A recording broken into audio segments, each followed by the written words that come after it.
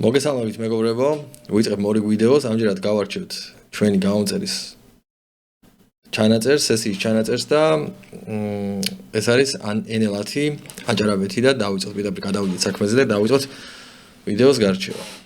6 მაგიდა გვაქვს და 2x-ზე დავაყენე რა ცოტა ასე ვთქვათ დროში ჩავეტიოთ.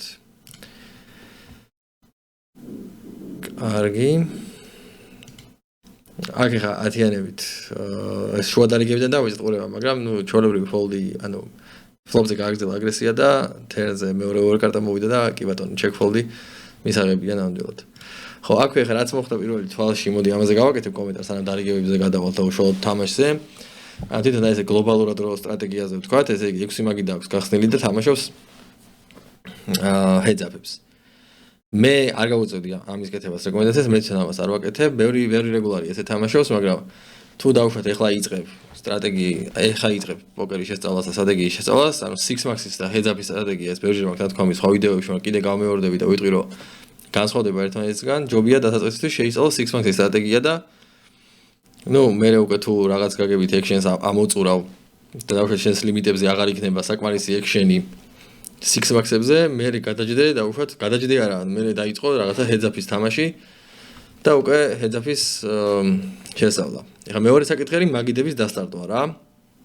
და უშუალოდ ზიხარ რაღაც 3 მაგიდაზე და გინდა რომ მეტი მაგიდა ქონდეს და მაგიდას დასტარტავ რომ ააწყო, მაგრამ ეგეთი რაც გაკეთება შეიძლება, მაგრამ ხა ერთდროულად რამდენიმე მაგიდის დასტარტვა არ გამოდის. აქ ერთი ტრიმაქსი გაქვს, ეს ორი არასრული მაგიდა გაქვს და ორ მაგიდას კიდე ესე ვერ ააწყო. აშკარად ტრაფიკი ამდენი არ არის და თუ რა მაგიდებიც გაქვს ყველა შეივსება, მე შეგვიძლია ერთი ახალი მაგიდა დაიმატო რომ დაუშვათ ფიში რომ მოვა, სადმე დაჯდეს, სადმე დასაჯდომი მქონდეს, ხო? ეგეთ თითო ასე ვთქვათ, თითო მაგიდები რომ დასტარტო, ეგ იქნება უფრო ეფექტური რა, თუ მაგიდების დასტარტა გინდა და თუ ჰედზაპების თამაში გინდა, მე არ გავუწევდი რეკომენდაციას.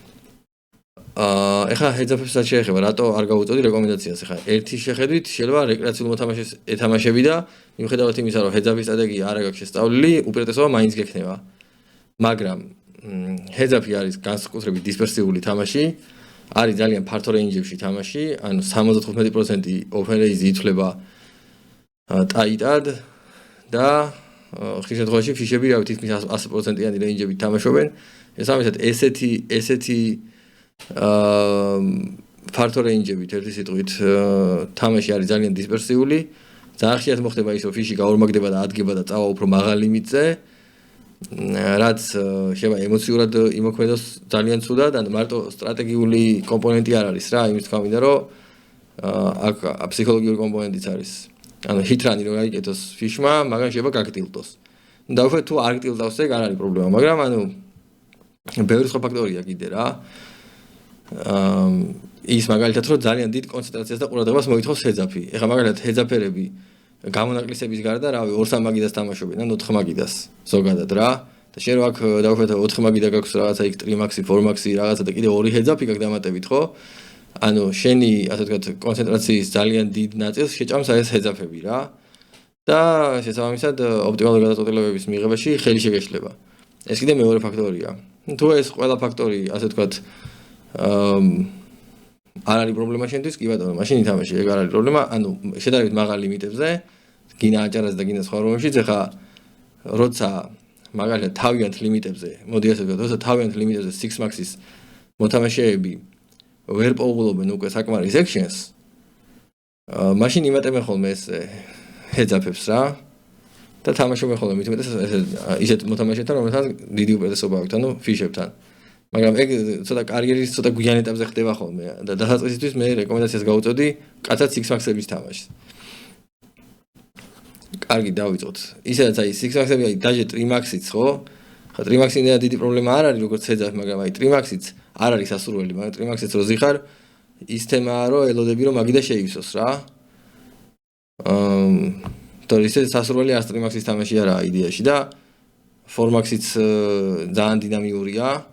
აი 5 max უკვე არ აუშვებს და 6 max-ი ისაც თამაშობთ იდეაში რა. 5 max უკვე არ აუშვებს. აი 4 max-იც განსაკუთრებით დინამიური. ეხლა მე ლიდერზე ვთამაშობ და იქ სულ 4 max-ებია და ანუ მით უმეტეს აი რეგულარებს შორის ანუ დინამიკა ძალიან ისე ხურდება ხოლმე რომ ძალიან დისპერსიული თამაში მიდის ხოლმე და ნუ განსხვავებული გამოწვევა არის რა ერთ სიტყვით მაგის თქმიდან.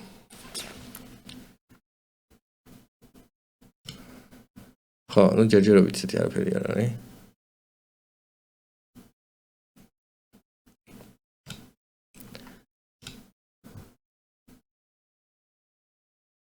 ტრიფსით ფსონი სწორი იყო, იმიტომ რომ ეს არის ხო, ახლა აბა ეს ნახოთ ეძაფში. რეიზი, სამიბებე და იქიდან ეგრევე ფუში, ხო? ხა ეს მოსაზღვრე ქოლია რა. ანუ ცხრიანებზე ცუდი, ყველაფერი ფოლდია. ცხრიანებზე კარგი, ყველაფერი ოჭოლი ქოლია და აი ცხრიანები არის რათა მოსაზღვრე ხელი და შეიძლება დაქოლო რა შეცდომა არ იქნება. ნახევარი სტეკი როა. მაგ შემთხვევაში დიდი სტეკი რო იყოს, აუცილებლად დაყარო ეგ დროს ცხრიანები რა. ხა ჩვენ როგორც ცხრიანები უჭირავს, ეგრე შეიძლება რა დამავალედ იეჭიროს, რა არ არის პრობლემა, ანუ არანაირი. კაროლათიანიან რაღაც ეგეთი რა. და ნუ რა თქმა უნდა უკეთესი ჰენდები კიდე.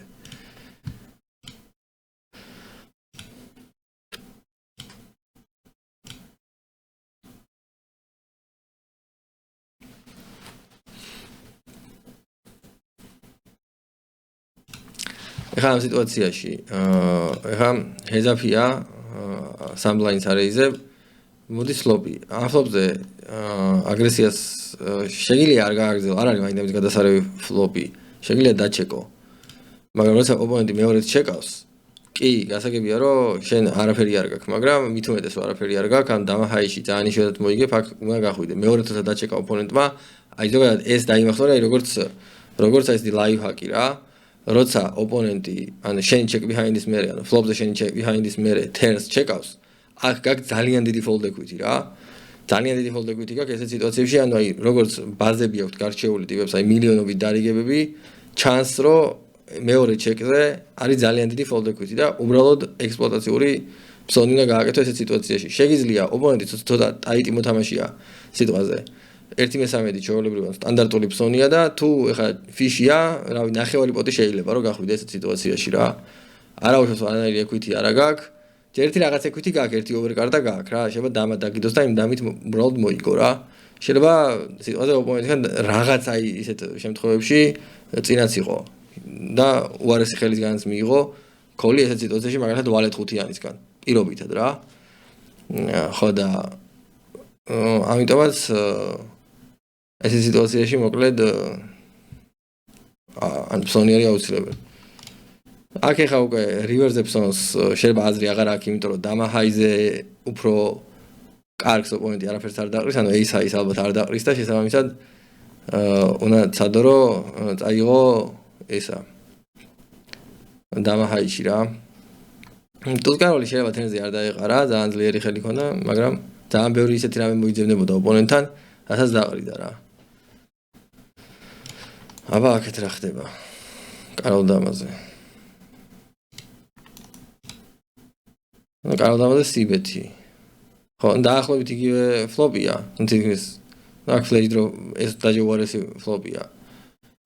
ხო, სიბეთი შეცდომა არ არის ზოგადად, მაგრამ მაინც ახლა შენი ფლოპი არ არის და დაგეჩეკო. ორი overcard-ა გააქვს, ანუ ეს ისეთი პონტია, რომ სიბეთიც არ არის შეცდომა და ჩეკიც არ იქნებოდა შეცდომა რა. აქ ალბათ ჩეკი მეორე ბარელზე ყველა ვარიანტში და რივერზე თუ ოპონენტი დაჩეკავს შეიძლება იმის გაკეთება, ანუ 1/13 გასულიყავი. თუ დაჩეკავდა 1/13 გასულიყავი, ვაფეთ რაღაცა სუსტი წყლებისგან value მიიღო, მაგრამ რახან ესეთი დონკი გააკეთა, მე მგონი აქ ჯობია დაყარო. და overbet-ი დონკი საერთოდ ფიშებისგან ისეთი ქმედება, რომელსაც ანუ ეგრეთ წოდებულ დაიეზდებზე აკეთებენ ხოლმე რა, ანუ მოუვიდა რივერი, მოხდა რივერში და იმას აკნა რა, გადონკა. ფლეში დაიხურა გადონკა. ძირითადად all-ins აკეთებენ ხოლმე, მან ძალიან პატარა ფლოპი იყო, მან ძალიან პატარა პოტი იყო და all-ins ვერ გააკეთებდა ალბათ და ხანდახან შეიძლება 1000 ერთხელ ბლეფიც იყოს ხოლმე, არ არის გამორიცხული, მაგრამ როგორც წესი, ახან არ არის ხოლმე ბლეფი, თუ რამე ინფორმაცია არ არსებობს დამატებითი, ჯობია დაყარო რა.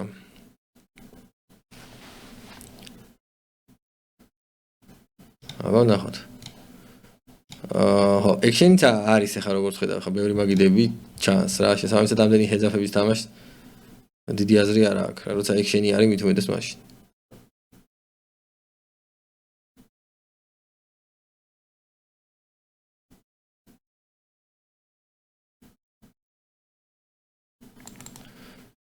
Ტუზოთხიანით ორ ოპონენტზე ესეთ სიტუაციაში მე არ გირჩევდი რომ გააკეთო ფსონი, კი გაწყლებული ბორდია, მაგრამ აი ორი ოპონენტი ყავს და არანაირი ეკვითი არ აქვს. როცა აი ორი ოპონენტი ყავს და არანაირი ეკვითი არ აქვს, აგრესიის გაგრძელებას არანაირი აზრი არ აქვს. თან ესეთ საშუალო ფლოპზე, სადაც თითქმის fold equity არ არსებობს საერთოდ. გაწყლებული ფლოპები საერთოდ კარგია აგრესიის გასაგრძელებლად, მაგრამ აი ესეთი მაინდა-მაინც ვალეთ ცხრიანი თან ფლეშ დრო არა.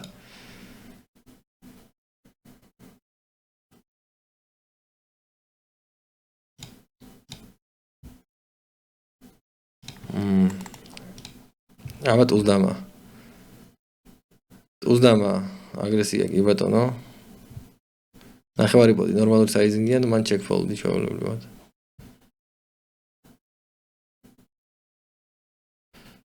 ხო, 4-ბეთი. აი მან მომწონს 4-ბეთი. უბრალოდ მაგ 4-ბეთის ერთი პრობლემა აქვს უბრალოდ რა, ზოგადად აი full stack-თან მომეწონებოდა, მაგრამ აი ოპონენტი რომ არასრული სტეკია,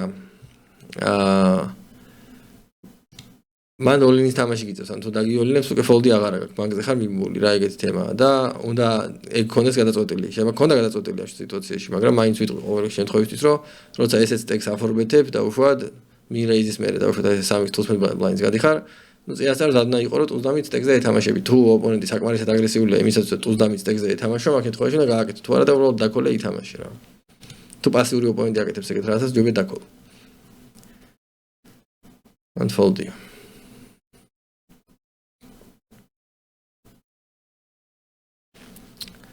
ვიდეო არის 40 წუთი დაახლოებით. მაგრამ 2x-ზე ვუყურებთ, მალე გავირგვინოთ. აქ ლიმპებზე იზოლედი, რეიზოლეიტ 30-ით გადასარევი გადაწყვეტილება. საიზინგიც კარგია.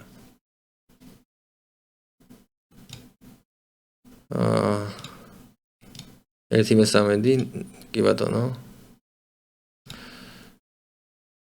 თერნი. კი ბატონო, თერზეც ნორმალური საიზინგია. მე რიგარი ფუშია. შვენიერი. ეხლა ეს ოპონენტი არ ვიცი რა ნიშნულია ეს წითელი. დაიმატა ავტომატურ შესყიდვაზე ქონდა, ეს რეგულარია სავარაუდოდ. აი ესე თუ იხდის რეგულარი ტუზათიანით, ხო. აჯარაზე არ გიგურს ეგეთი რაღაცები, მაგრამ ანუ არ უნდა გადაიხადა რა მაგის გამიდან რა. ზოგადად ტუზათიანით მაგრე იზოლეიტის კოლი 15 ბლაინდის არ იყო მეგონი, მაინდა არა, ერთი ფერის ტუზათიანით ზოგადად იქოლება, შეიძლება იქოლება. მაგრამ აი სოლვერით ვნახო რა, მაგრამ აქ ჩვენთან ძალიან პასიური თამაშია და აი მე მგონი რომ აი საშუალო სიტუაციაში ენელაცი აჭარაზე, მაგ სიტუაციაში ერთი ფერის ტუზათიანი კოლი, ანუ პლუსში გაყვანა თითქმის წარმოუდგენელი. გავდელთ. აქ იყო იგივე სიტუაცია ხა ლიმპოტი არის, გალიმპული პოტი არის, მაგრამ აი რამდენჯერმე ოპონენტი ჩეკავს, ანუ ერთხელ მეორედ უნდა გახვიდე რა.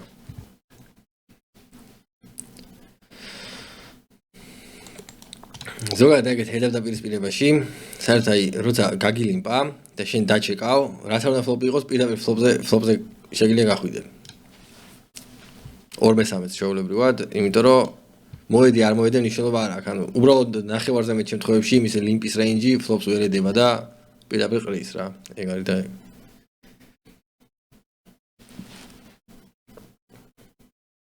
შენ როგორც წესი კიდე არაფერი არ აქვს მაგ დროს, იმიტომ რომ დაჩეკე, ესე იგი არ ქონდა დიდად არაფერი და.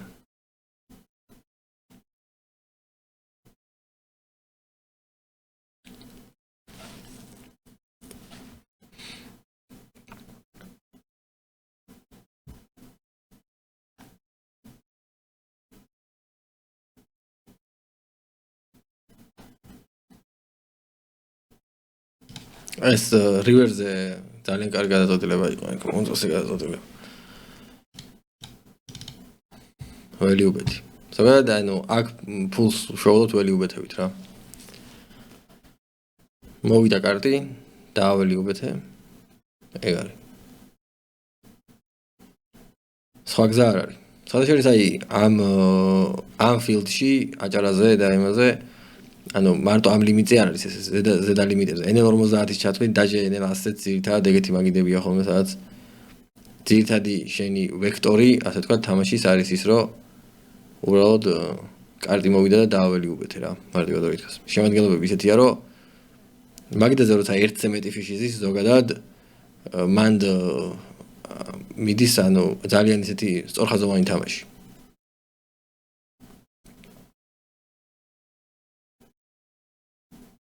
ბევრი არის რომ ცდილობენ რომ რაღაც ითამაშონ მაგრამ ანუ რაღაც აი ისეთი რა სოლვერში ანახი გათამაშების ხაზები მაგრამ არ მგონი რომ დიდი აზრი ქონდეს მაგას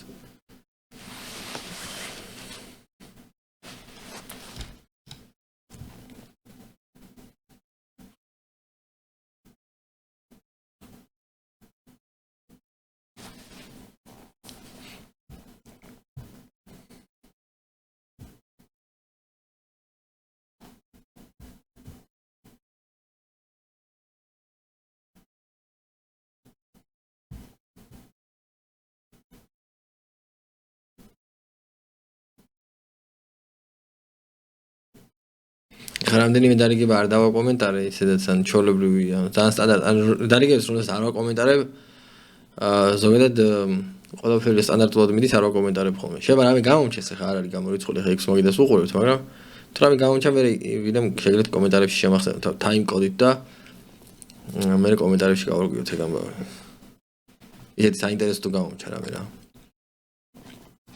მაგ სიბეთია ჩოლებრივად კი ბატონო რეიზის სწორია და რივერზე უბრალოდ აი რივერზე არ მომეწონა საიზინგი მან ჩოლებრივი ფუში არის აბსოლუტურად გადის ფუში რა 33 ბლაინდი აქვს 38 ბლაინდ 39 ბლაინდ პოტში და ნებისმიერი ტუზით უკან არ დაიხევს გადაიხდის ტუზით კი არა შეიძლება კაროლით გადაიხადოს სხვადასხვა ასე რომ ასეთ სიტუაციაში ოლინი გაქვს ჩოლებრივად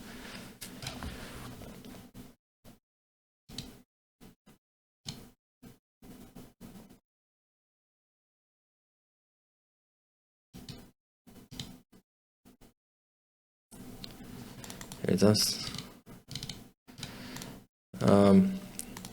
am flopze aha koli ხო არა ის გასაგებია რომ პატარა სტეკია რა გასაგებია რომ პატარა სტეკია მაგრამ აქ მაინც კვიზი იყო რა ეს ერთი ფერის კაროლდა აქ უნდა დაგერეიზებინა ყველა ვარიანტში სკვიზი უნდა გაკეთებინა და ამასთან წახვიდოდი პრეფლოპ ოლინში და ეს დაყრიდა რა სავარაუდოდ ეგ იქნება ამის რენჯთან კიდე ძალიან წინ იქნებოდი რა. ანუ შემთხვევაში ხა აქ რო სიტყვაზე შენ ერთი რავი რაღაც სკვიზი გაკეთებინა, ну იდეაში ისეთი სკვიზი გაკეთებინა, რომ ეს პადოლინი დაგეყენებინა, ანუ ოლინის ქვეშ დაგეყენებინა, 18 ბლაინდი უნდა დაგერეიზებინა რა. ეს დაყრიდა სავარაუდოდ ეს შემოვიდოდა და იქ იქნებოდა. ან ესეც არ შემოვიდოდა რა. ეს ძალიან სუსტი რაღაცას გაჩვენებს. ხო ხდება წიან დარიგება წააგო.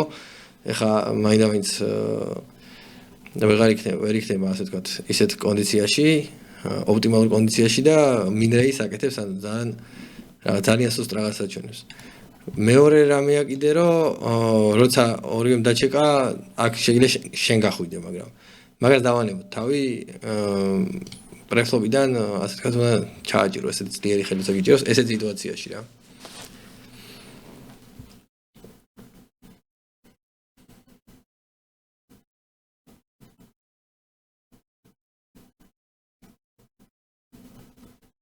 აქ რიანებით ისევ ცოტა deep sizing-ს მე ცოტა deep sizing-ს გავაკეთებდი ორი იმპერია მაინც კი არა პატარა სტეკები აქვს ეს მაგრამ ამასთან იდეაში სტეკზე გვინდოდა რა თამაში რა გალიმპა და ხო ოლინი რა ჩაოლებროთ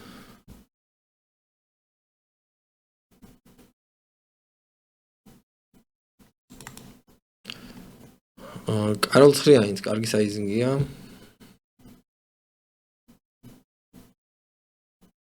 მეორე ბარელის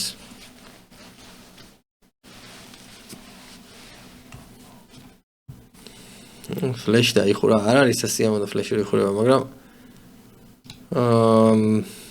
ხო მე უნდა მეთქვა ეხა ბლოკბეთი კარგი იქნება მეთქი და გააკეთა კიდევაც ბლოკბეთი, მაგრამ საიზინგი არ მომწონს ესეთი ბლოკბეთის რა. ცოტა დიდი საიზინგი, ჩვეულებრივად 2/3 უნდა გააკეთოს ეს სიტუაციაში. ჩემი აზრით და რას გაძლევს 2/3? უარესი ხელები ქოლავენ.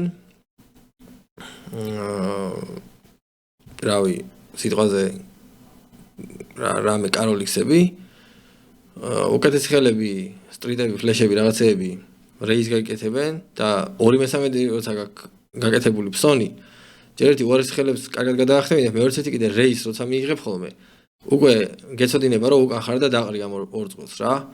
ეხლა ესეთ ფსონს რო აკეთებ, აქ რო რეიზი მიიღო. ისეთი მაპროვოცირებელი ფსონია რომ აქ უკვე ადვილად ვეღარ დაყრი, ხვდები?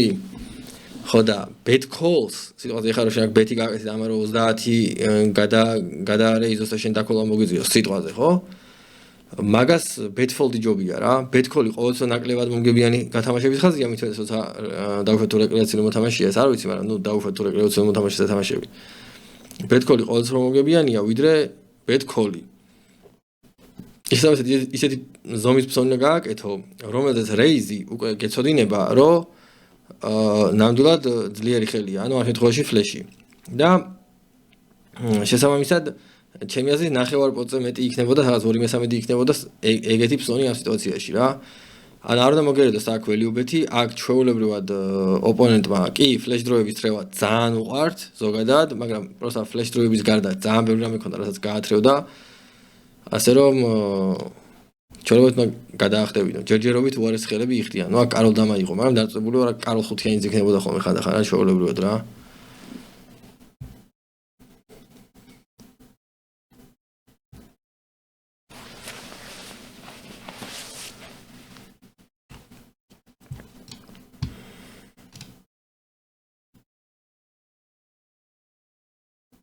შენ თვითონ რომ ძალიან სუსტი შოუდაუნველი უქონდა რაღაცა, ეგ საიზინგი, ეგ ლოკინგბეთი კი იქნებოდა ლოგიკური რა. ძალიან სუსტი შოუდაუნველი რო ქონდა რამე რა. რაღაც მეორე წყვილიან, ძალიან სუსტი კიკერით ტოპ წყვილიან რაღაც ეგეთი რო ქონდა. მაგრამ როცა ორი წყვილი გაქვს, როცა ძალიან ბევრი უარესი ხელი შეიძლება იყოს ოპონენტთან, რომელიც გადაიხდის, მაგას აი კარგად უნდა გადაახტევინო. რეის მიიღებ არაუშავს, დაყრი რა. ფლეში არ გვიგურს. იმიტომ რომ ფიშებს ახლა მithmetes აი ფიშებსაც აეთამაშები, ხო? ისევ გამიმეორებ, რომ ფიში ვინმე შევწყვეტ არ მიიღოთ, შემთხვევით ეს უბრალოდ პოკერის ტერმინოლოგიაა. ყველანი რაღაც სიტუაციაში ყველანი შეიძლება ფიშები ვიყოთ, ან ჩვეულებრივად მეც რომ დავჯდე ახლა NL-ს რეგულარებთან ფიში ვიქნები ჩვეულებრივად, ან არანაირი პრობლემა არ, იმეთი გადმოსახედიდან. ანუ ის მოთამაშეები გულისხმობ, ვისაც უპირატესობა გვაქვს თამაში რა, დიდი. ანუ იგულისხმება ეგეთი რაღაცა, რომ როცა ფიში თამაშები, ძირითადად აი ესეთი კარგი ფიშები რა, რომელთანაც ღირს თამაში, თითქმის მთელ სპექტრს თამაშობენ ხოლმე სუიტით ჰენდების რა. ანუ ნახევარზე მეტი რო აქვს, ასე ვთქვათ, პიპი რა, VPIP, ნახევარზე მეტი როცა აქვს, ანუ ნებაყოფლობითი ინვესტიცია პოტში. ანუ მთლიანი სპექტრი სუიტით ჰენდების აქვს ხელზე და შესაბამისად ხშირად ფლეშავს რა. ფლეშ დროებში ძალიან ხშირად ხდება და ასე შემდეგ და ასე შემდეგ. შესაბამისად ეგ გასაგებია, მაგრამ ფლეშის გარდა კიდევ მოიძებნება ხოლმე რა, ბევრი საინტერესო რაღაცა. აბა დამაშვიდიანი. heads up ისე. აქ ისევ ეს ხუთჯერ დაჭეკა ოპონენტმა, მაგ დროს გადიხარ რა, ეგეთი თემა. ხუთჯერ არ არის საჭირო, ორჯერ გადაჭეკა, გადიხარ.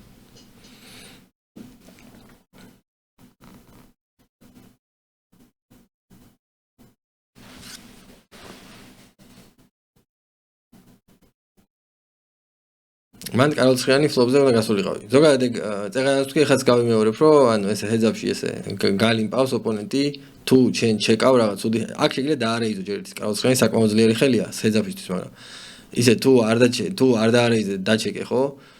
ფლოპი მოვიდა, რაც არ უნდა მოვიდეს გადი ეგრევე რა, ოპოზიციოდ, პირდაპირ გადი, იმიტომ რომ ოპოზიციოდ ხელის რეალიზება ძალიან ძნელია და შესაბამისად ოპონენტთან აქ არის აი რამდენი თრეში, იცი, აი ძალიან ბევრი რა, რაც არ უნდა ფლოპი იყოს, აი რაც არ უნდა ფლოპი იყოს, თუ რაღაც მართლა ძალიან ისეთი საზღარი ფლოპი არა, აი 5, 6, 7 სუიტიდ ფლოპი თუ არა, სხვა ფლოპები ყველა რა. აქ ეხა გასაგებია რომ კარლცხიანი გაქვს, ან ძლიერი ხელი გაქვს, მაგრამ მაინც უნდა დაიწყო რა დაბორი. არ არის პრობლემა. იმ თრეში თვაინც არაფრის განახდელი არ არის და თუ რამეს მოედო გადაიხადოს.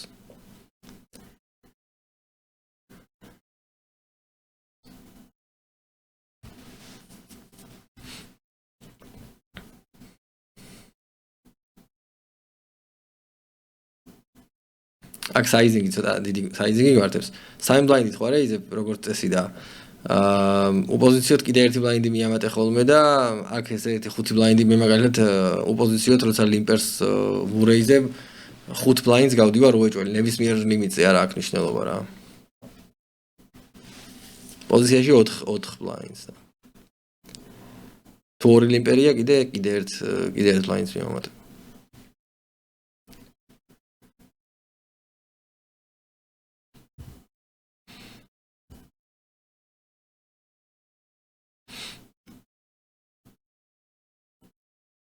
აქ ორ ოპონენტთან შეიძლება ესე დაჩეკვა ბოლომდე, არ არის პრობლემა.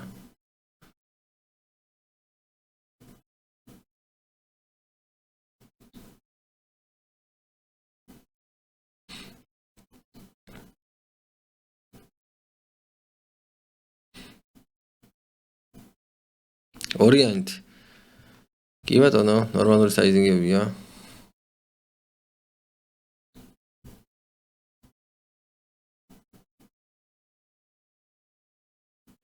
მან და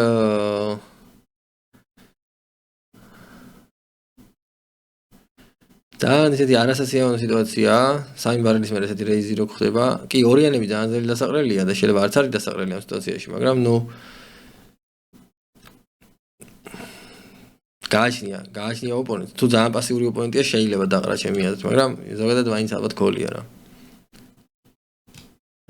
დავყარეთ? ვერ მივხვდი. ხო, გასაგები არ არის შეცდომა, ჩემი აზრით, ნორმალური კარგი ფოლდია. ანუ ხო, ოპონენტი არ ვიცი ხა მე ვინ არის, მაგრამ სავარაუდოდ 10-იანის კიკერი მანდ მაინდა-მაინც კარგი არ იყო რა, შეიძლება ჩვეულებრივ უფრო უკეთესი კიკერი ქონოდა. მოიცა? არა, მეორე მხრივ 10-იანი არ არის ძალიან ცუდი კიკერი. არ არის ძალიან ცუდი კიკერი 10-იანი, არავითარ შემთხვევაში. რა ჩვეულებრივ 6-იან ორიანი შეიძლება ქონდეს რაღაც 3-იან ორიანი რაღაც. ხო რა, ანუ აი თუ ვიცით რომ ოპონენტი მოკლედ ძალიან პასიურია, მაგ შემთხვევაში ექსპლუატაციური ფოლდის გაკეთება შეიძლება რა.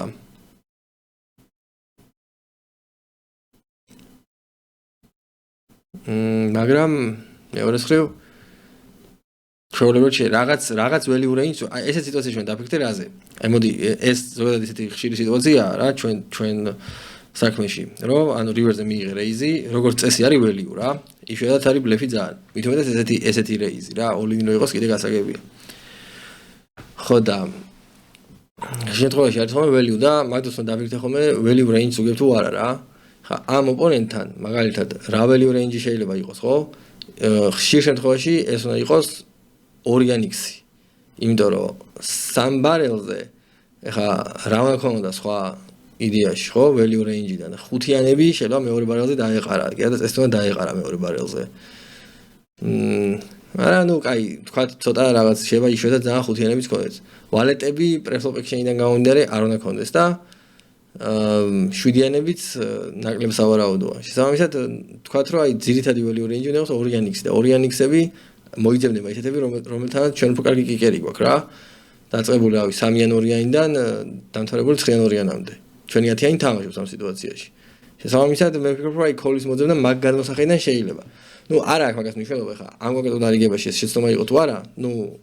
ძალიან მოსაზღვრე გადაწყვეტილება იყო ჩემი აზრით, მაგრამ აი ზოგადად ჩვენი ასე ვთქვათ აი დაფიქრების ლოგიკა აი მაგაზე უნდა გადიოდეს, რომ გასაგებია ბლეფის გარდა რამეს თუ უგებთ ბლეფის გარდა რა. თუ მაგალითად პასუხი არა, ბლეფის გარდა არაფერს არ უგებთ. მაშინ როგორც წესი ფოლდი ჯობია ხოლმე, იმიტომ რომ როცა მაგ შემთხვევაში უნდა დაფიქრო საკმარისი ბლეფები იქნება თუ არა ოპონენტთან და საკმარისი ბლეფები როგორც წესი არ არის ხოლმე ოპონენტთან. თუ ოპონენტი არ არის რაღაც განსაკუთრებით აგრესიული რა. თუ ეგ ინფორმაცია თუ გვაქვს ოპონენტზე რომ განსაკუთრებით აგრესიულია, მან გასაგებია ორი აზრი არ არსებობს. მაშინ ბლეფ კეჩერს ვაკეთებთ, მაგრამ თუ ბლეფ კეჩერი უაზროა, ხო? დავუშვით პასიური ოპონენტია. მაგ შემთხვევაში მაგაზე უნდა დავფიქრდეთ, რომ უგებ თუ არა value range და ამ სიტუაციაში არის მე მგონი ოპონენტთან რაღაც value range-ი, რასაც უგებთ. თან ახლა რა ხდება? აქ გვჭირდება ჩვენ იმასაც უნდა პოტოცებსაც უნდა შევხედოთ რა. პოტოცები როგორია? ეხლა ნახე 15 ტიპები უნდა გადავიხადოთ და 65 ტიპებს მოვიგებთ რა. შესაბამისად გამოდის რომ 25% შემთხვევებში მაინც უნდა მოვიგოთ რა და მაგის value range-ად 25%-ს მე მგონი აქ ვუგებთ რა. კი, ხანდახან full house იქნება, ხანდახან უფრო კარგი კიკერი იქნება, მაგრამ არ მგონია რომ 75% შემთხვევებზე მეტი იყოს რა. საკმარისი შემთხვევები იქნება, სავარაუდოდ, როცა პროსტა 6-იანორიანი იქნება და ეგ არის რა. ნუ ყოველ შემთხვევაში 25% შემთხვევებში მაინც ეგეთი რაღაცა მოხდება, სავარაუდოდ. 4 შემთხვევაში ერთხელ. შესაბამისად ეს აქ ქოლის მიწვა შეიძლებოდა, მაგრამ ეს კონკრეტული დარიგება რომ დავივიწყოთ და ისე პროსტა ლოგიკა რო თქვით, ზოგადად რაღაც სიტუაციებში შეგვიძლია განვაზოგადოთ ეგ ლოგიკა რა. რაც თქვი.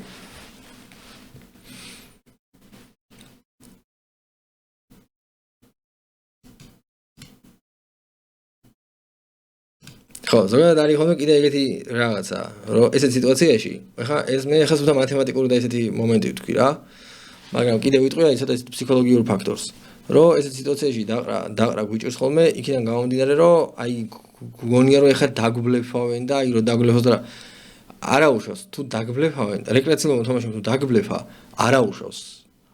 ანუ ხშირ შემთხვევაში მithumetes პასიურ რეკრეაციულ მოთამაშეები ხშირად თავიანთი იმიჯით, ხშირად არა, ძალიან იშვიათად უბრალოდ თავიანთი იმიჯით ისარგებლებენ ხოლმე და რაღაცა პატარა ბლეფს გააკეთებენ ხოლმე და არაუშავს რა, ანუ მაგაში არანაირი პრობლემა არაა, პირიქით რა თამაშია და ვერთობით რა, ისინი ერთობიან და ჩვენც რაღაცით ვერთობით და არაუშავს, დაგბლეფეს, მე რა ანუ თავარი კითხვა არის ის რომ საკმარის რაოდენობა ბლეფები არის თუ არა ოპონენტის რეინჯში და როგორც წესი არ არის ხოლმე და ის მილიონში ერთხელ რო ბლეფია ის გასაგებია რა.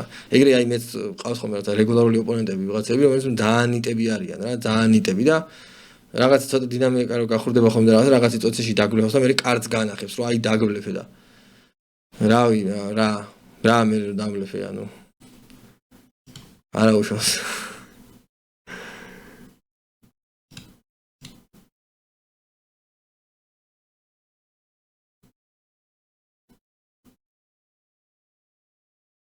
Okay, then he has a heavy acrometer that all of you are უშავს. ნახევარი ვიდეო გავიარეთ უკვე. თითქმის. ეგ თვითონ რა თქმა უნდა სიბეთია.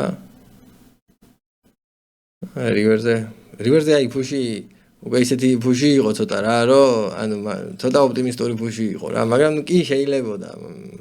მაგრამ ოდი თავიდან უყუროთ. ნუ ფლოპი გასაგებია, ფლოპზე გავდივართ გასაგებია. თერზე ხა მაინც გადასარევი კარტი არ მოვიდა.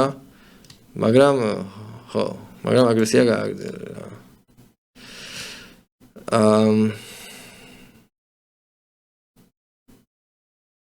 ოპოზიციოთ ვართ. კი ბატონო. კი ბატონო. ძალიან ცუდი რივერი მოვიდა.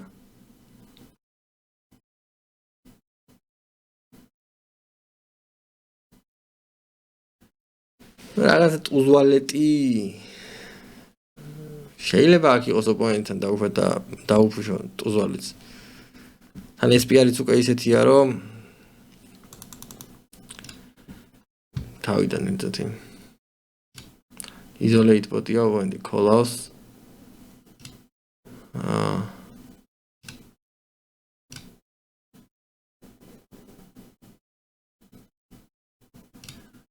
სიბეთი სწორია. ნუ გასაგებია რა. ხა 7-4-იან საკომპონენტად ვერ ვფიქრებდი, მაგრამ ანუ იმას გულისხმობ, რომ ძალიან ვერ მეორე პარას მოედო ოპონენტი და კიდე რაღაცა ნოსტრიტების დაიხურა რაღაცეები, 9-7-იანზე. და რას ვიზამთ? და ხო ოპონენტი ალბათ ეს ნიშნული რეკრესიულ მოთამაშეს ნიშნავს ალბათ რავი რა ხა 7-4-იანით. იყო. შეიძლება და ალბათ დაფუშვა რა.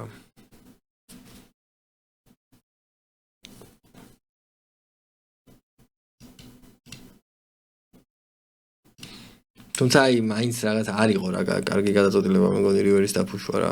აი რივერზე მან დაჩეკვა მერჩინდა რა მაინც. მესამე ბარელი მეგონი აღარ ქონდა. შეგეძლო თერნი დაგეჩეკა და უფრო და რივერზე გაეკეთებინა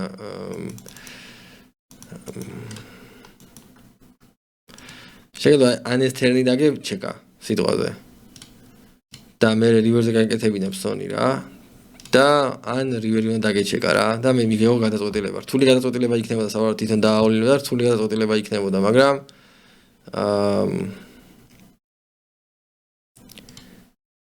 ძალიან ცოტა რამე ძალიან ცოტა რამე რა, ვერ ხსნი კარგად, მაგრამ რაღაც არ მომწონს რა ეს სიტუაცია რა.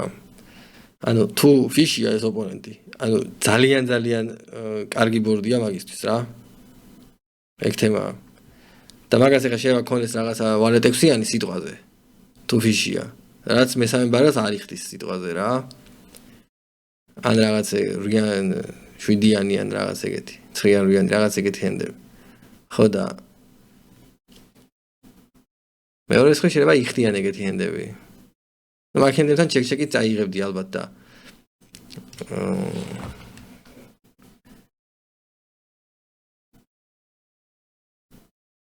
რაღაცა რთული დარიგება იყო რა.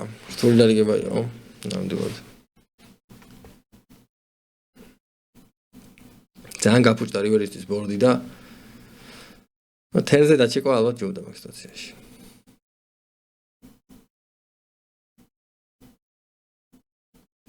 ზოგადად აი მაგას აი დაახლოებით ლოგიკა რო გავაჟერო რა.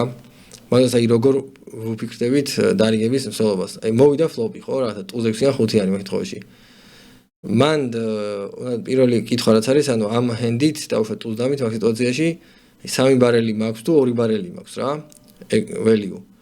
მან ფიშის წინააღმდეგ რა თქმა უნდა 3 ბარელი გაქვს და თავიდან გეგმა წავიდა, ჩემი გეგმას ეგრე წავიდოდა რომ 3 ბარელი უნდა გამეკეთებინა, მაგრამ რივერის მოდ ისე გაფუჭდა ბორდი რომ აი მესამე ბარელი უკვე მithumes ეგეთეს პიარზე რაღაცა პატარა ბლოკინგ ბეთი მეთქი რო თქვა იმის ოლინზე მე დაყრას უკვე აზრი მაინც დაიკარგებოდა რა ბანკზე იქნებოდი მიმული რა ეს ამისად ალბათ ჩეკი იყო რივერზე რა ნორმალური გამოსავალი ან ოლინი უკვე ინფორმაციიდან გამომდინარე რა ოპონენტზე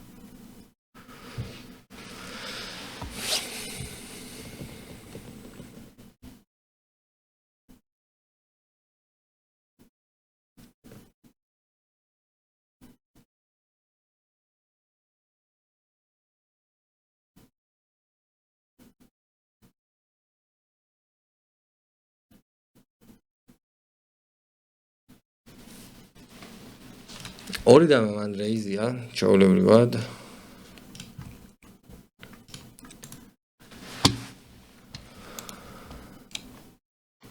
ანუ რეიზოლეითი და პირდაპირ სტეკზე წახვალ ანუ ორ ოპონენტთან ორი დამის კი არა ორი დამი კი არა აქ ნებისმიერი მეტაკლებად ადეკვატური ჰენდი რეიზია რა ამ სიტუაციაში როცა ესეთი შორტ სტეკი იზოლირებას აკეთებს პირდაპირ წახვალ ამასთან სტეკზე და ეგ არის რა და ის პირველი ის ლიმპერი დაყრის რა ჩვეულებრივად ეგ მოხდება ხოლმე აქ რო დაქოლა ხა ორ ოპონენტთან შენი ორი დამის equity ძალიან მცირდება რა როცა ერთ-ერთზე პრემიუმ ჰენდია და აი მე უკვე ფუშს აღარ ქონა დიდი აზრი ჩემი აზრით კაი ფლოპი გასაგებია რომ ამის სიბეთი დაქოლე უკვე რა ქოლი მიიღე ამ ტიპს უკვე ძალიან ძლიერი რეინჯი ყავს რაღაცა ლიმპერია რომელიც ამხელა რეიზებს ქოლავს რაღაცას მოედო აშკარად მე უკვე ეს ფუში რა გასაგებია რომ აქ რაღაცა მონოდინე ხელების ბევრი იკითხება ოპონენტთან მაგრამ მოკლედ ეხა ძალიან ძნელია ამ დარიგების დაკომენტარება იმიტომ რომ თავიდან პრეფლოპიდან იმდენად არასტანდარტულად არის გათამაშებული ეს ორი დამა რომ აქ უკვე რავი რა შეიძლება ითქვას რა შესაბამისად ან პრეფლოპზე იყო რეიზი და ეგ არის რა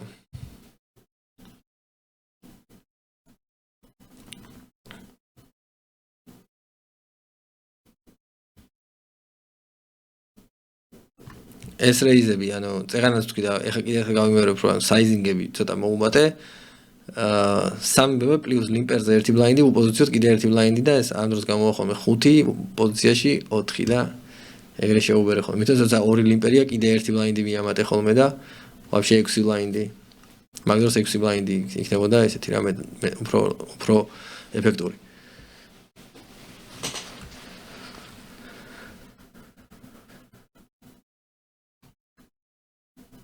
მაგაც აი ხა მაგალითად 3 ნახევრით ასვად 4 ნახევარი ჩვეულებრივად უფრო უკეთესად მუშაობს, უფრო ეფექტურად მუშაობს რა. იდეაში ამ დროს აი მოდი ისევ აი რა საბაზისო ლოგიკის დონეზე გავიაროთ ეს საკითხიც რა.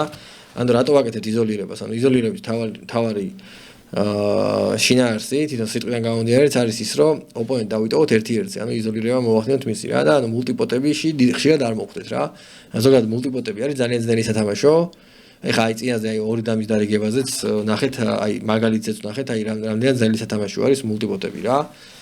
ერთ სიტუაციაში რომ შეგეძლო დავუშვათ რაღაცა ვალეტ 10-იან ან 10-იან 9-იან თუ რაც ეჭირა იმას რა წასულიყავი პრეფლოპ all-in-ში ორი დამით ძალიან დიდი უპირატესობით ხო მეორე მხრივ მოხდა ის რომ წახვედი 3-6-იანთან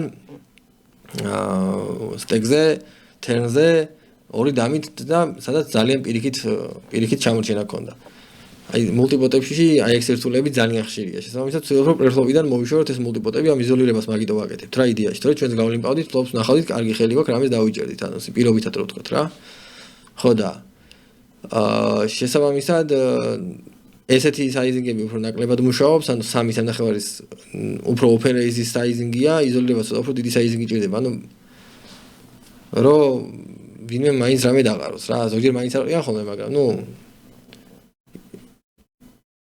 ავად თუ კარგად ნორმალურად მუშაობს. ზოგადად თუ მაინც არ ყრიან ხოლმე კიდევ უფრო დიდი საიზინგი შეგიძლია დაარეიზო და ჩვეულებრივად რაღაც სიტუაციებში ფიშების წინააღმდეგ არანაირი ბალანსი მოგეხსენებათ არ არის მნიშვნელოვანი იმიტომ რომ თვითონ დიად არ აინტერესებს და საერთოდ რაც უფრო ლუზურად თამაშობენ ჩვენი ოპონენტები ჩვენი მხრიდან უფრო გონივრული იქნება რომ მით უფრო ტაიტად ვითამაშოთ ანუ მით უფრო ძლიერი ხელები დავიჭიროთ რა დაველოთ ძლიერ ხელებს მით რო ძლიერი რეინჯი ავაწყოთ და მით რო დიდი საიზინგებით ვითამაშოთ. აქ არის ეგ საშუალება რომ ანუ ძალიან ტაიტ რეინჯებით, ძალიან ძლიერი დიდი საიზინგებით ვეთამაშოთ რა. ეხლა კაროდამა ერთი პერი ძალიან ძლიერი ხელია საერთოდ. თუ რაღაცა 4 ნახევარს და 4-ზე ვერაკეთებ ოპონენტის იზოლირებას, იმიტომ რომ მაინც ამდენიმე ოპონენტი ყავს, შეგიძლია რა 8 და არეიზო, ეგეც არ არის პრობლემა რა. ფლოპი მოვა რაღაცა და წამოიღებ რა. ნებისმიერ ფლოპზე სიბეთს გააკეთებ და რავი, მერე დაყრიან. ფლოპზე კარგად ყრიან ხოლმე და თუ დამასან კარალს მოვედები, სტეკზე ითამაშებ და ეგ იქნება რა. ლიმპერის რეინჯთან ყოველთვის იცი რომ ძალიან კარგად გახარ, იმიტომ რომ როგორც წესი ძალიან პრემიალურ ხელებს ფიშებით არ ეიზებენ.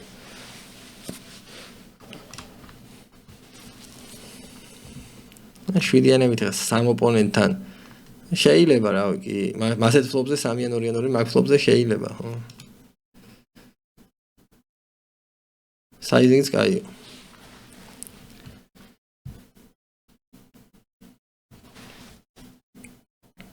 ეს 4-იანების სეტზე ჩვეულებრივი მოვლენაა. იქ მეორე ჩეკზე ვალეტრიანი უნდა გახვიდე. ამაზე რამდენჯერმე თქვი აღარ გამეორდები, მეორედ რო დაჩეკავს თერს, ეგრევე გადიხარ. სეტი მოვიდა. აქ slow plays არ დავიწყებდი პირდაპირ, ანუ თუ არ ამისოს არ გააკეთე და მე გავაკეთებდი.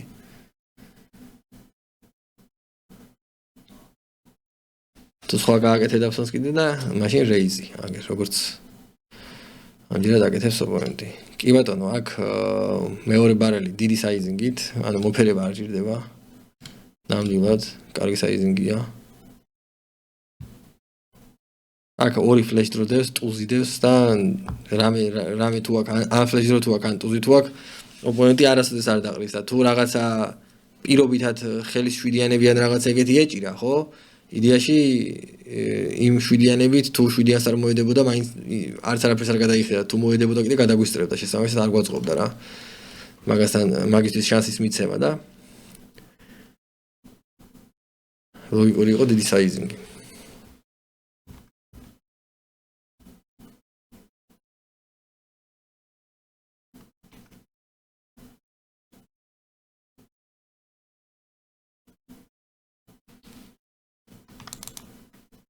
თუზამა კარგი საიზინგი იყო. თადა მეტი შეიძლებოდა. კი ბატონო.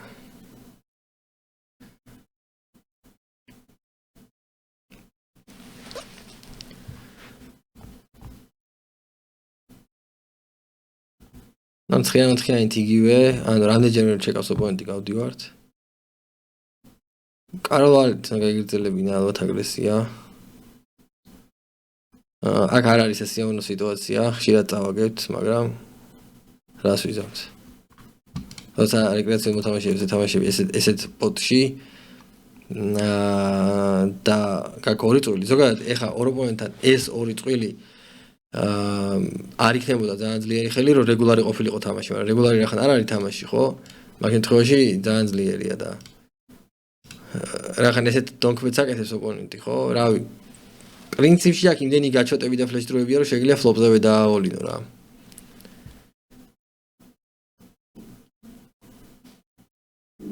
ორივემ დაკოლა. კი ბატონო.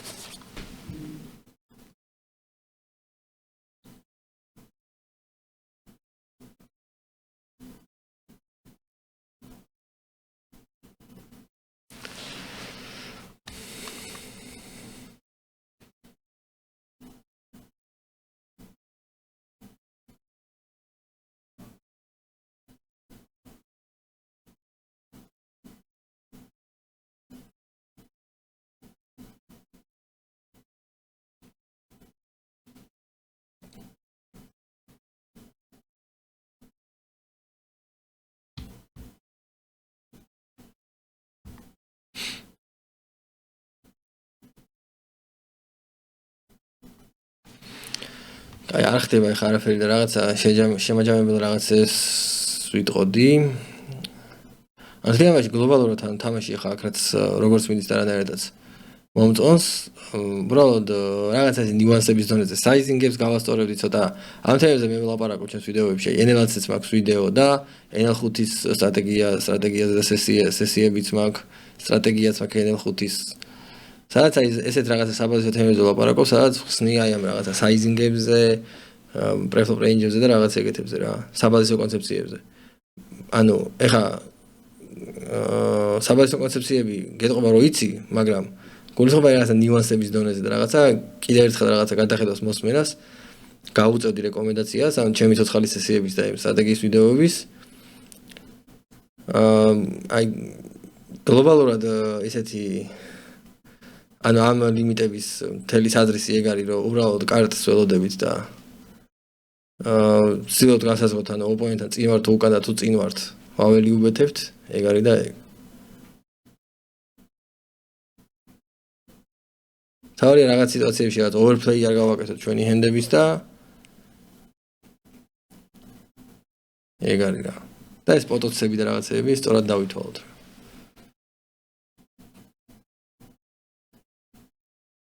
ზოგადად ეს ისეთი ლიმიტია და სადაც მიუხედავად იმისა, რომ ძალიან დიდი რეიქის წნეხია, ესეთი შემადგენლობაა, რომ ანუ მეგონი ტაგება უფრო ძნელია, ვიდრე მოგება, ოღონდ ხომრობის გარეშე ვამბობ მაგას.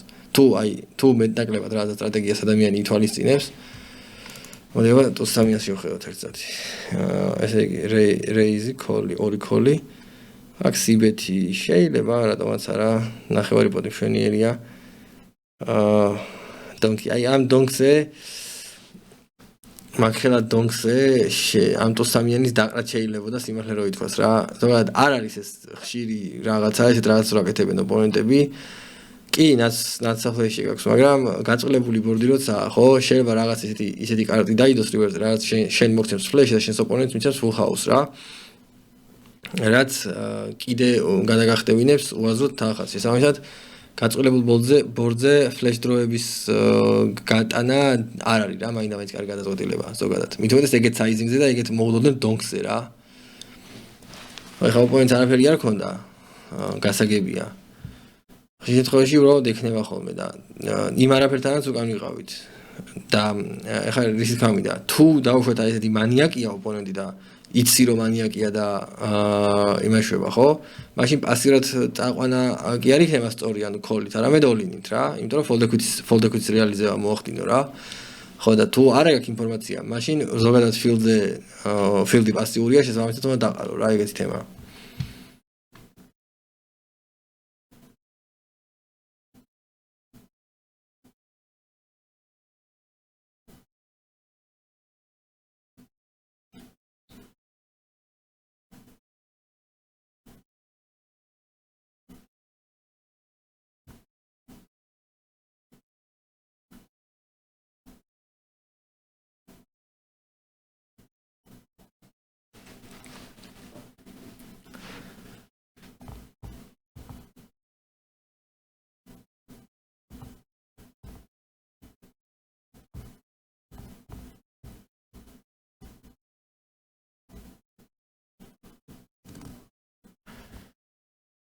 იგივე ანუ აი flash draw-ზე რო თქვი ისე რაღაცა საბაზისო კონცეფციების დონეზე ხა ბევრი მაგთან თქვა მაგრამ კიდევ ვიტყვი რომ ანუ გაწყვეტილებულ ბოლოზე თუ flash draw არ არის ხელსაყრელი მაინდა-მაინც რო გავიტანოთ იგივე ანუ ისეთ ბორდებზე ანუ suited ბორდებზე street draw-ებიც არ არის ეფექტური რომ გავიტანოთ ანუ როცა street-ს ელოდები და flop-ზე დავუშვათ აი ორი ყვავი დევს მაგალითად მე იცოდე რომ ყვავი თუ დაგეხურა street-ი ეგ არ გაწევს შესაბამისად მე ანგარიშო რომ 6 აუტი გაქვს ანუ 6 სუფთა აუტი გაქვს და 2 ისეთი აუტი გაქვს რომელიც შეიძლება პირიქით საწინააღმდეგოდ ანუ შენს წინააღმდეგ იქნას გამოყენებული მან რა ხდება ახლა ამ მომენტში მოახდინა დემონსტრაცია როგორც თამაშობს ტუზალედით დავსქვიზეთ კი ბატონო სწორია ამ ფლობზე ორი ოპონენტის წინააღმდეგ არ ვფიქრობ რომ ფსონი ეფექტური იქნება იმიტომ რომ ნუ გასაგებია როგორც თამაშობენ ნუ მინიმუმ ეს ოპონენტი ვიცით როგორც თამაშობს და შესაბამისად კიდე ამ პოტში სადაც დიდი არაფერი ეკვითი არ აქვს ინვესტირებას აღარ მივესალმები ჯობდა არა უფრო როცა მოედები ბაზარი არ არის მაგრამ რო არ ახარ მოდებული არაფერს უკვე ტეხავს რა ამ პოინტთან მოგების ფორმულა რა არის რომ კარტი დაიჭირე და მოუგე ეგ არის და ეგ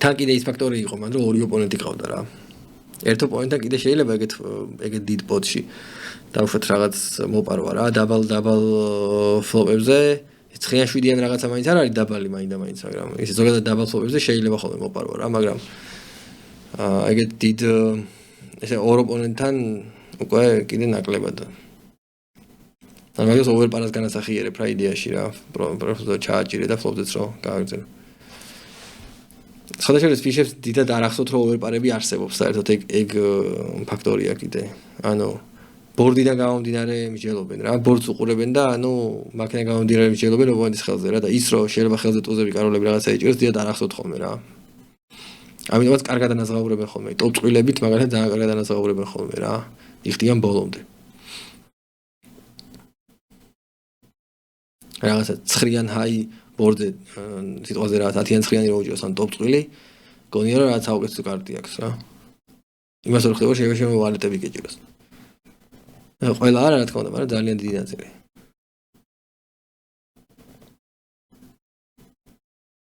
აი ეგეთ ბორდებზე მე 1/13 დაამუღამე 1/13 ფსონი რა ძალიან მშრალი ფლოპები სადაც არის 1/13 იხმარე ხოლმე ტუზ 9 და რაღაც ეგეთი ფლოპები რო არის 1/13 უფრო ეფექტურია რა მაგ დროს იმიტომ რომ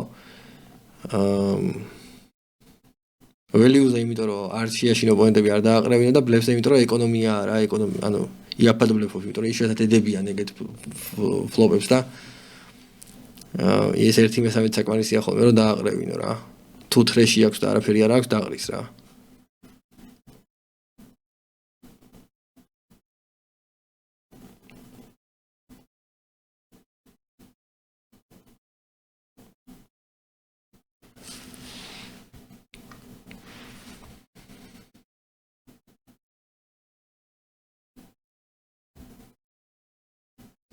ეს რივერი ჩეკი ან ტუზით კარგი იყო ანუ აღარ იყო მესამე ბარელი აქ ველიუბეთი მანამდე რა ხდებოდა ერთ წამს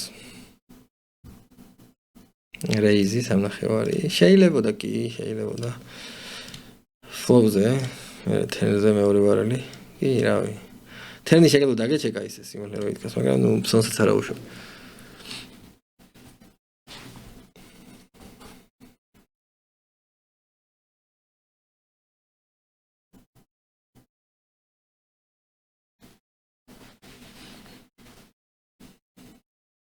რივერზე გაქვს აქველი უბეთი ყველა ვარიანტში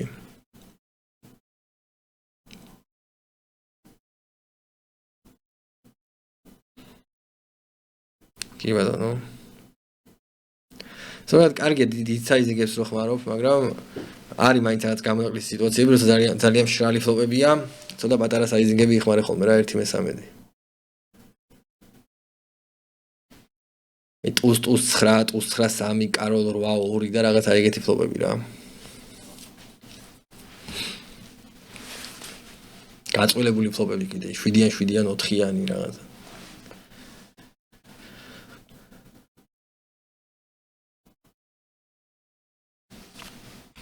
გავედით ბოლოში ნეტა. კი ბატონო. ну აქ ხა კი ბატონო